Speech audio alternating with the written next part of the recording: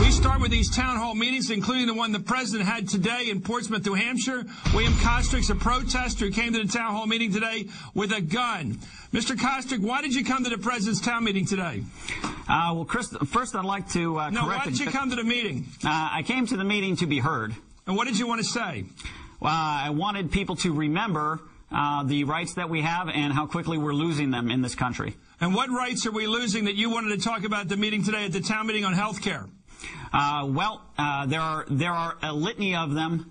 It doesn't take a genius to see we're traveling down a road at breakneck speed that's towards tyranny, away from liberty, and that has much to do with excessive taxation. One party wants to take our money and bail out corporations. The other one wants to take our money and bail out welfare cases. Neither party wants to listen to the people who believe that they own their property and what we earn is ours. Who did you vote for last November, sir? Do you mind telling me? You don't have to if you don't want to. Ron Paul. Okay, you guys voted for Ron Paul. What do you think of President Obama? I think he's a great speaker. I'm surprised that he calls himself a constitutional scholar. Do you have any problems with his legitimacy as president? I don't. You don't. No. You're not part of the birther movement or anything like that. You don't have a question about whether he was born an American. I've read the material. I don't really know anything about that. Wait a minute. Where are you on that issue? Where are you on the issue of whether he's a legitimate president of the United States? Do you believe he is, or you do believe he isn't? Well, as I say, I haven't done any of the research into it to be able to make any claims on that. I mean, that's for lawyers and other people to decide. So you're not making any claim that he's not a citizen? I am not making that claim. Okay, let's ask about the presidency and what he's trying to do with health care. You brought a loaded gun. Was your gun loaded today? Wow. Who would be silly enough to carry an unloaded firearm? I'm only asking. You're answering the questions. Who's yelling now? Okay, that's on the tape. Why did you bring a loaded gun to a public meeting? Well, here in New Hampshire, I know the law. You can chew gum at church. You can do it. You can ride in on a pogo stick. There's a lot of things you're legally allowed to do. Why did you bring a gun to a meeting with the President of the United States, given the violent history of this country with regard to presidents and assassinations? Why did you bring a gun to a public event with the President? Well, you know the history of this country. If you love this country, you know its history. Well, you know we've had a problem with people with guns at presidential events. Why'd you bring a gun to an event with the president? I do know history, and the history is that our forefathers fought for the right to keep and bear armed, and they believe that every person should be armed. Everybody knows that. Okay, well then... Well, why did you bring a gun to a presidential event today? That's not even a relevant question. The question is, why don't people bear arms these days? Okay, let's ask. Okay, you brought a sign that said the Tree of Liberty has to be watered with the blood of tyrants, and you're carrying a goddamn gun at a presidential event. I think those things make people wonder what you're about. Right. The sign didn't say anything about blood. Of course, what did it say? It's time to water the Tree of Liberty. And where did that come from? That line? It's a quote from Thomas Jefferson. And what's the rest of the line? The rest of the line is for people to look up. It's not a soundbite. They need to understand the context. What's the rest of the line from Jefferson? The Tree of Liberty must be refreshed from time to time with the blood of tyrants and patriots. Okay, well, you're carrying a gun and you're carrying that sign, and you don't think people should worry about you? No, I don't think people should worry about me. Well, let me ask you about the history of people that carry guns to presidential events. Tell me that history, sir. Are you speaking of a particular event? I'm talking about people who bring guns to presidential events in history. Tell me their history. I'll tell you this, Chris. We just started new history. I was there today. Oh, you started new history. There was a peaceful rally. No one was injured. No one on our side was alarmed. People in New Hampshire are used to seeing firearms. No one from New Hampshire was alarmed. Maybe some of the people they bust in from Massachusetts were alarmed, but we're not really concerned about them. Well, what is wrong with the people from Massachusetts? You know, they already have their healthcare scheme and their socialism going in their state. They should probably keep it over there.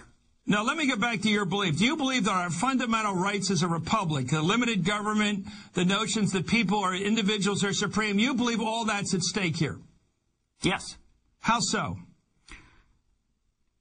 Well, it's not like this is, out of the blue and all of a sudden it's at stake. This has been an ongoing process. This has been an ongoing process since it was said, what type of government have you given us, a republic, if you can keep it? People have not been vigilant. We're going down the tubes. I'm with you on the president. Let me ask you, do you think Roosevelt was wrong to start Social Security? Yes. Was Johnson wrong to start Medicare? Yes. Where did we go wrong? Was Teddy Roosevelt wrong? Where did we go wrong? I'd start with the Federal Reserve Bank.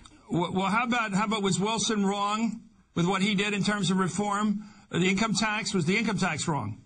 The income tax originally, my understanding is, was instituted as a voluntary victory tax. No, it was instituted as an amendment to the Constitution, direct taxation. Right. And you were against that, too. Yeah, that was later on. That came later on. Well, it came under Wilson. Do you think that was wrong? That was part of the loss of our republic. It would be, there are better ways to do things. Okay, so we've been on a slippery slope to the loss of our republic, and therefore you brought a gun to a meeting the president held today on health care.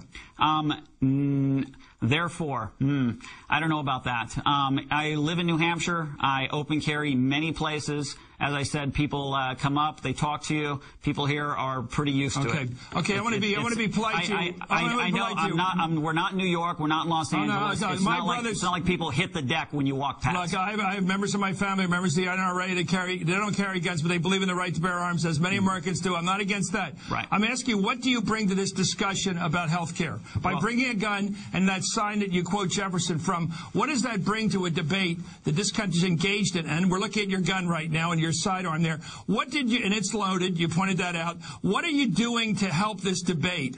Okay. Well, sometimes when people are mired in their position, you can try to pull them out of it a little bit, but sometimes if you show the other end of it, you can pull them a little bit in your direction. Clearly, right. I'm not advocating violence. Clearly, no violence took place today. Well, what are you advocating? Well, I'm advocating an informed society, an armed society, a polite society. That's all there is to it. John Lott has a great study, University of Chicago, More Guns, Less Crime, and people should read it. Okay, well, thank you very much for coming on the show. I think you speak in a different way than most people. I think what the trouble is, you alarm many people to believe that when you bring a gun, violence might be afoot because they associate a gun with violence and they associate a gun with force.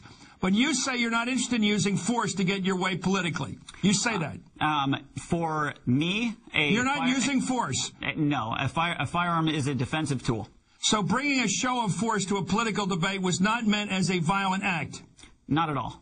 It was meant as a what? What kind of a demonstration was it? Just to get it clear, and I want to let you leave now. It's just another point. If you don't exercise your rights, you will lose them. Do you think if there were 1,000 people today that are all armed, that would have been a safer crowd? Absolutely. If everybody had a gun?